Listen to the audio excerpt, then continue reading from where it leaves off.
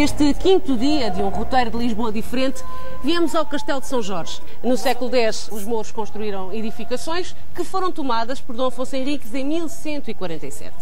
Mas muito depois de 1147, já em pleno século XX e com o Castelo de São Jorge como monumento nacional, houve guerra aqui no castelo. Professor Fernando Rosas, foi assim? Houve guerra? Foi assim. O Castelo de São Jorge foi um dos pontos fulcrais desta guerra civil intermitente que temos vindo a analisar ao longo destes programas. Foi um dos pontos que serviu simultaneamente de base de artilharia para os duelos de artilharia com outros pontos da cidade, mas ele próprio, uma vez que teve aqui instalado um quartel de caçadores, constituiu um objetivo da tentativa de tomada de controle por parte das forças revolucionárias. Em 20 de julho de 1928, os revolucionários tomaram este castelo, os homens que se opunham à ditadura militar, e fizeram dele o quartel-general para a Revolução de 20 de julho de 28. O que significou que se travaram uma série de combates muito importantes aqui à volta destas ruas todas que vamos visitar. Quando havia guerra, havia troca de tiros de artilharia.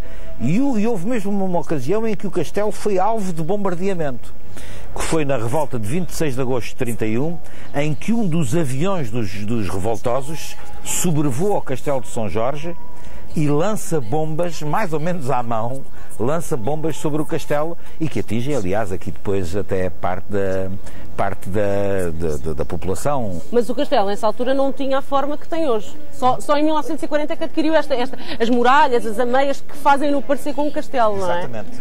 O castelo que hoje nós temos é um castelo mítico, quer dizer, é um castelo reconstruído durante as comemorações centenárias de 1940 e que é um castelo que é o castelo do tempo dos mouros, do tempo do Dom Afonso Henriques, mas reconstruído praticamente ab início. O Castelo de São Jorge é local de uma série sucessiva de acumulações de construções de várias épocas.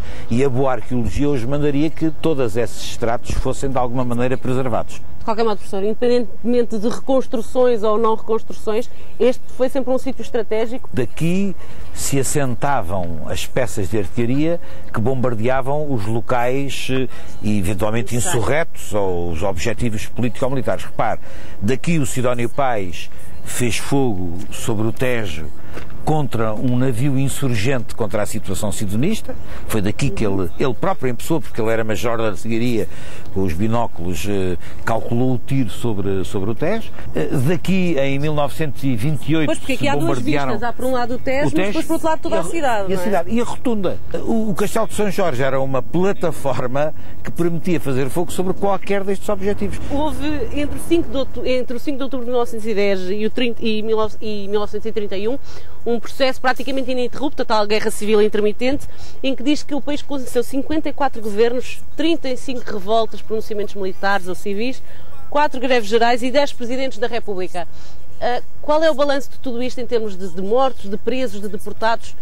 Seguramente a soma permite-nos falar em mais de 1000 mortos nestes combates, em bastante mais de 2000, 3000 feridos e milhares de deportados.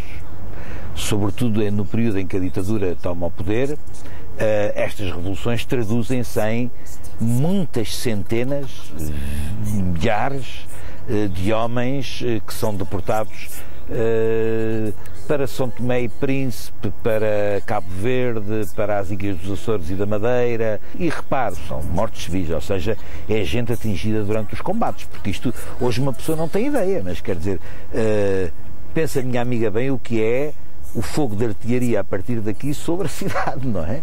E, portanto, são lutas militares que têm pesadas baixas em termos de mortos e feridos.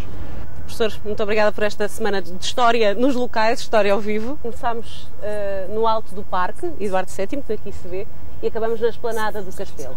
Portanto, o final das colinas são um ex-libris da capital, mas também são locais importantes neste roteiro de Lisboa revolucionária.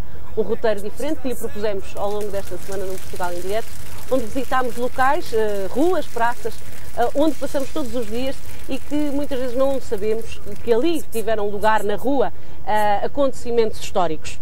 Mostrámos-lhe que os grandes costumes nem sempre foram a regra e que muitas vezes as ruas foram campos de batalha.